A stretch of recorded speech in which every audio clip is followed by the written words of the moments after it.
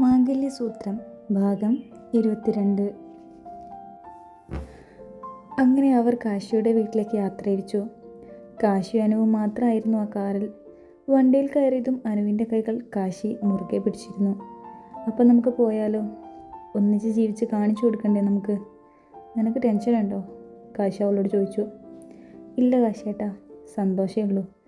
നമ്മൾ ആഗ്രഹിച്ചതുപോലെ നമ്മുടെ സ്വപ്നങ്ങൾ നമുക്ക് നടത്തണ്ടേ? ജീവിച്ച് കാണിച്ചു കൊടുക്കണം നമുക്ക്. ഇത് പറയുമ്പോൾ രണ്ടുപേരുടെയും ചുണ്ടിൽ പുഞ്ചിരി വിരിഞ്ഞു. അവരവരുടെ യാത്ര തുടർന്നു. അങ്ങനെ കാശിയുടെ കാർ ശ്രീമംഗലം തറവാടിൻ്റെ ഗേറ്റ് കടന്ന് അകത്തേക്ക് ചെന്നു. അപ്പോഴാണ് അനാമിക കാശിയുടെ വീട് കാണുന്നത്. ആഡംബര പ്രൗഢി വിളിച്ചോതുന്ന കൊട്ടാരം പോലെയുള്ളൊരു വീട്.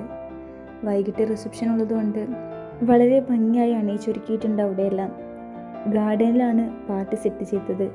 ഭംഗിയായി ഒരുക്കിയ സ്റ്റേജ്, അതിൻ്റെ മുമ്പിലായി സീറ്റിംഗ് അറേഞ്ച്മെൻറ്റ്സും പിന്നെ കുറച്ച് മാറി ഫുഡിന് വേണ്ടിയുള്ള ബൊഫേ സിസ്റ്റം റെഡിയാക്കിയിട്ടുണ്ട്.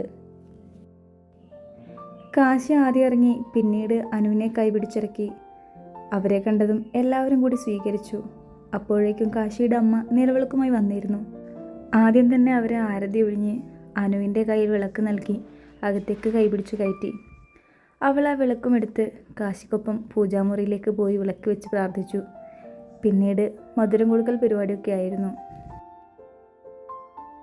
അതെല്ലാം കഴിഞ്ഞതും റിസപ്ഷനുള്ള ടൈം ആവാറായിരുന്നു. ബ്യൂട്ടീഷ്യൻ അവളെ കാത്ത് നിൽക്കുന്നുണ്ടായിരുന്നു. അവരവളെ താഴെ ഗസ്റ്റ് റൂമിലേക്കാണ് കൊണ്ടുപോയത്. അപ്പോഴേക്കും കാശിയും റെഡിയാകാൻ പോയിരുന്നു. അനു ഒന്ന് ഫ്രഷായി വന്ന് ഡ്രസ്സ് ചെയ്യാൻ തുടങ്ങി. വളരെ സിമ്പിളായിട്ടായിരുന്നു അവളെ ഒരുക്കിയത്. ലാവൻഡർ കളർ ലെഹങ്കയും അതിന് മാച്ചിങ്ങായി ചെറിയ ഡയമണ്ട് നെക്ലേസും പിന്നെ കാശി അണിയിച്ച താലിയും മാത്രം. കയ്യിൽ സിമ്പിൾ ഡയമണ്ട് വളകളും. അപ്പോഴേക്കും കാശി അനുവിനെ കാണാൻ റെഡിയായി വന്നിരുന്നു. അവളെ കണ്ടതും അവൻ്റെ കണ്ണുകൾ വിടർന്നു. കാശിയെ കണ്ടതും അനുവിൻ്റെ അവസ്ഥയും അതുതന്നെയായിരുന്നു. ലാവൻഡർ കളർ സ്യൂട്ടിൽ അവനും സുന്ദരനായിരുന്നു. അങ്ങനെ കൈപിടിച്ച് കുറേയധികം ഫോട്ടോസൊക്കെ എടുത്തതിന് ശേഷം അവർ സ്റ്റേജിലേക്ക് കയറി. അപ്പോഴേക്കും അനുവിൻ്റെ വീട്ടുകാരും അവിടെ എത്തിയിരുന്നു.